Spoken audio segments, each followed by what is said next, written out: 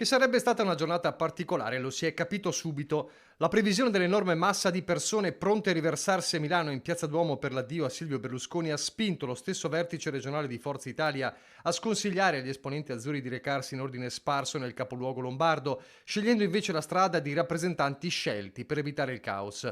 Ci sarà ovviamente Flavio Tosi, ora leader veneto degli azzurri, ci saranno i parlamentari della nostra regione, ancora incertezza tra i coordinatori provinciali.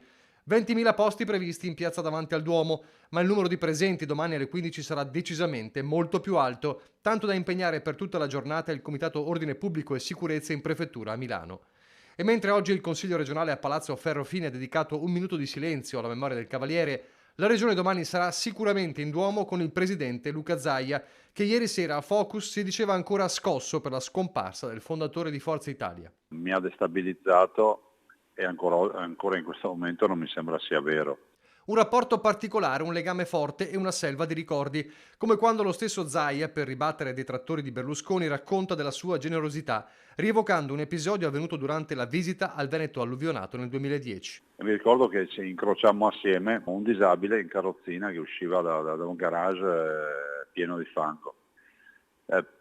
Parlò assieme, stavamo lì assieme io e il presidente Berlusconi con questo disabile, e dopo qualche giorno mi disse: fammi una cortesia, verifica se gli sono arrivati i soldi, nel senso che lui aveva deciso di dare una mano personalmente, sentito il caso, la storia di questo disabile. Domani l'addio, ma il futuro di Forza Italia si gioca già da ieri. Scomparso il padre nobile, chi guiderà un partito già in forte difficoltà? Io penso che Berlusconi nasca e muoia con se stesso, cioè nel senso un personaggio talmente unico nello scenario nazionale e internazionale che non può essere comparato con nessuno, e anzi faremmo del male a qualcuno se lo comparassimo. Oggi esistono delle bravissime persone che stanno avendo ruoli importanti anche di governo, e ho ricordato Tajani, ma ne potrei ricordare altri all'interno del governo che stanno facendo molto bene. E se fosse un altro Berlusconi?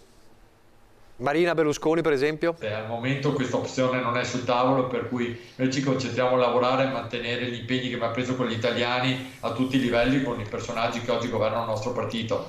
Penso che l'idea di una Marina Berlusconi in politica sia un'idea che negli anni ha solleticato molto la fantasia di tutti noi. Se poi un giorno succederà, penso che tutti noi faremo un sorriso e ricorderemo anche il padre che tanto ha fatto per tutti noi.